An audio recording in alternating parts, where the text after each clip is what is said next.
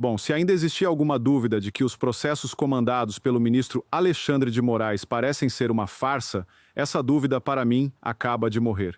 Uma perícia devastadora teria confirmado. A data do relatório da Polícia Federal, usado para justificar a operação contra um grupo de empresários, foi forjada. Não é mais uma teoria. É uma alegação baseada em fatos, supostamente provada por metadados. E o melhor de tudo, você não precisa ser um gênio da computação para ver. A prova estaria a um clique de distância, no próprio site do Supremo. A casa, na minha opinião, caiu e hoje eu te mostro os escombros. Vamos tentar entender juntos a profundidade e a gravidade do que essa notícia representa, porque ela não é apenas mais uma denúncia. Para mim, ela é a materialização, a prova técnica, de algo que muitos de nós já sentíamos no ar. A de que as regras do jogo no Brasil, em certos processos, parecem não estar sendo seguidas. A história que veio à tona, revelada em uma reportagem investigativa do jornalista David Agape, é um verdadeiro soco no estômago da credibilidade do nosso sistema de justiça. E ela se baseia em algo frio, objetivo e muito difícil de ser contestado. Uma perícia técnica. A gente precisa voltar para agosto de 2022 para entender o caso. Naquele mês, o ministro Alexandre de Moraes autorizou uma operação de busca e apreensão da Polícia Federal contra um grupo de empresários de renome, como Luciano Hang e Meyer Nigri. E qual foi o estopim, a justificativa para uma medida tão drástica? Uma reportagem do portal Metrópolis que expôs conversas privadas em um grupo de WhatsApp. Desde o início, qualquer pessoa com um mínimo de conhecimento jurídico achou aquilo muito estranho. Iniciar uma operação dessa magnitude, que invade a casa das pessoas, que apreende bens com base apenas em uma matéria de jornal, é algo extremamente frágil e questionável. E parece que nos bastidores, eles também sabiam dessa fragilidade. E é aqui que a história fica realmente preocupante. Para dar uma aparência de legalidade, para esquentar a operação, teria sido produzido um relatório técnico da Polícia Federal. Esse relatório, assinado pelo delegado Fábio Álvares Schor, que muitos apontam como um homem de confiança do ministro, serviria como o embasamento técnico que justificaria a ação. No papel, tudo pareceria correto, mas a perícia, meus amigos, foi olhar não para o papel, mas para a alma do documento. E o que ela encontrou é, na minha opinião, devastador. A investigação solicitou um laudo pericial sobre esse relatório e o trabalho foi feito por dois dos maiores especialistas em perícia digital e documentoscopia do Brasil, Reginaldo e Jaqueline Tirotti, profissionais com décadas de experiência prestando serviços para o próprio judiciário. E o que a perícia deles concluiu? O relatório da Polícia Federal, que está nos autos do processo e que deveria ter sido produzido antes da operação, aparece com a data de 19 de agosto de 2022. Mas quando os peritos analisaram os metadados do arquivo PDF, a certidão de nascimento digital do documento, eles descobriram que o arquivo só foi criado, na verdade, no dia 29 de agosto de 2022, 6 dias depois de a Polícia Federal já ter arrombado a porta dos empresários. Eu quero que você entenda a gravidade do que isso sugere. Se a perícia estiver correta, significa que eles teriam, supostamente, realizado uma operação baseada em uma justificativa frágil e, dias depois, produzido um relatório técnico falso com uma data retroativa para fingir que a investigação era séria desde o começo. É como se um médico operasse um paciente e só depois escrevesse no prontuário os exames que justificariam a cirurgia. É uma fraude, uma manipulação que, em qualquer lugar do mundo, anularia completamente a validade de todo o processo. É o que os juristas chamam de fruto da árvore envenenada.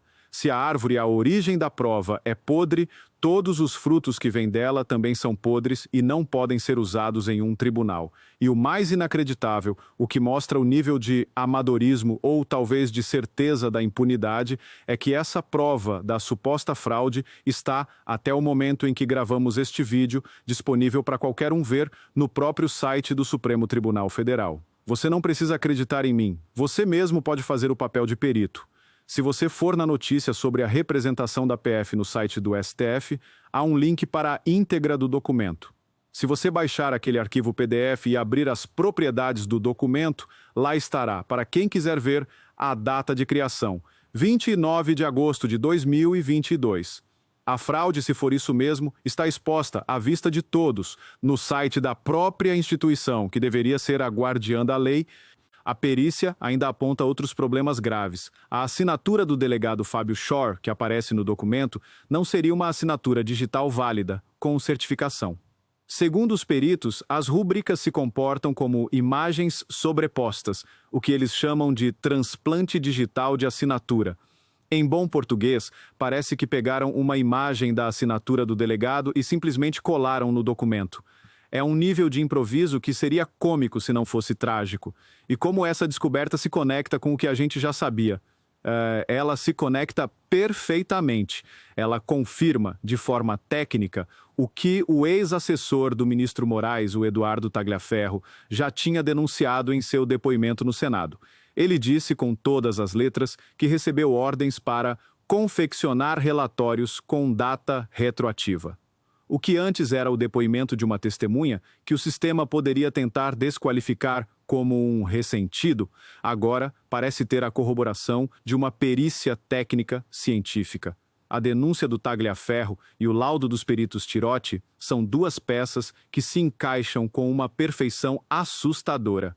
O que essa história nos revela é um suposto modus operandi, um padrão de comportamento de quem parece acreditar que os fins justificam os meios.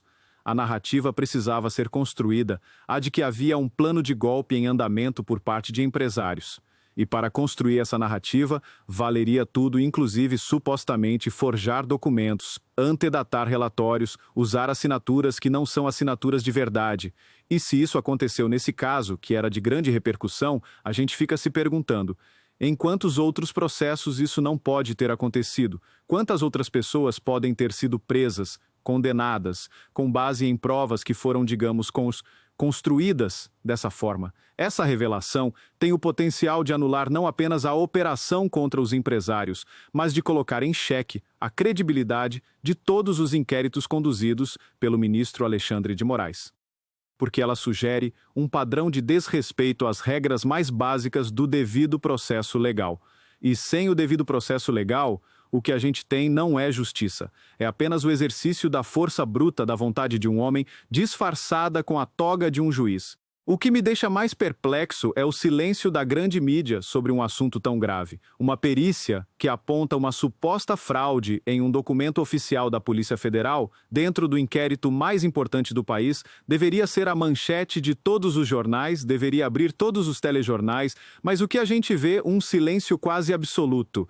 Eles preferem focar nas narrativas que lhes convém, enquanto uma bomba como essa é tratada como uma nota de rodapé. É a prova de que, para muitos veículos, o jornalismo investigativo morreu, e o que sobrou foi apenas a assessoria de imprensa do poder.